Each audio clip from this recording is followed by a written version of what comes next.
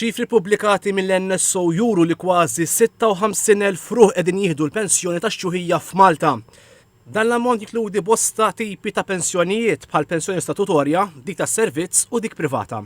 Fil-fatt iktar minn 96% qalu li kienu jieħdu l-pensjoni statutorja waqt li ftit iktar minn 12% qed jieħdu l-pensjoni tas-servizz weħeda jew flimkien ma' pensjonijiet oħrajn. Interessanti l-fatt li ftit inqas minn 4% kienu qegħdin jieħdu pensjoni privata li din kiseb meta persuna tiddeċidi li tibda twarrab ftit midħul tagħha u tinvesti min jedda fi privata matul ħajjitha. Għalkemm din pensjoni tista' tagħti sigurtà finanzjarja aħjar wara li persuna terfa' mix-xogħol, f'Malta għadha relattivament baxxa. L-istħarriġ jitratta wkoll il-kundizzjoni tas-saħħa tal-pensjonanti li hija wkoll indikattiva tal-kwalità tal-ħajja tagħhom.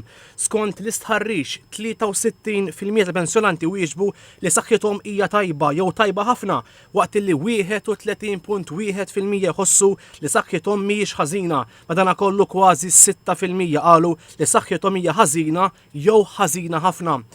Iċ-ċifri juru wkoll id-differenzi bejn is-sessi, 6 minn kull 10 pensjonanti huma irġiel, bi kważi nofs l-irġiel li laħqu l-età tal-irtirar qed jieħdu pensjoni ta' mqabbel ma' ftit iktar minn 28% tan-nisa. F'Malta fejn l-età tal-irtirar ta' 65 sena għal dawk li twildu mill-1962 il-qudiem ħareġ li 78.2% ta' dawk li għandhom bejn 65 u l-74 sena kienu qegħdin jieħdu l-pensjoni. Ħareġ ukoll li kważi 9 minn kull 10 pensjonanti ma kellhomx impjieg fi żmien li sar l-istħarriġ. Minkejja dan madwar 8,000 pensjonanta bejn 50 u 74 sena għażlu illi ma jerfgħux mix-xogħol hija l-bosta huwa issa l-mura tal-ġisem.